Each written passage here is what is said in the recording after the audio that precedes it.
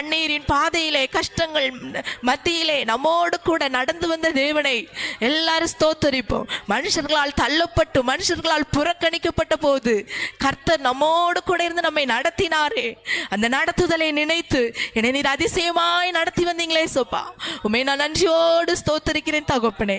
அப்பா உண்மை ஸ்தோத்தரிக்கிறோம்ப்பா. மனுஷர்கள் என்னை துடைத்து போடும் அழுக்கை போல நினைத்த வேளையிலும் என்னை கை தூக்கி புதிய ஜீவனை கொடுத்தீங்களே சோப்பா, உமக்கு ஸ்தோத்திரம் சோப்பா.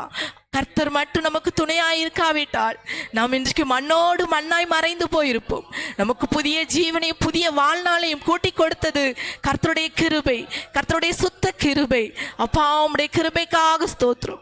கர்த்தர் செய்த சொல்லி முடியாத ஈவுக்காக ஸ்தோத்திரம்ப்பா. நீர் என் வாழ்க்கையிலே அப்பா சொல்லி முடியாத ஈவுகளை நீர் கொடுத்தீரே, உமக்கு ஸ்தோத்திரம். நீர் கொடுத்த ஈவுகளை நான் சொல்லி முடியாத தகப்பனே. அப்பா உம்மை நன்றியோடு ஸ்தோத்திரம்.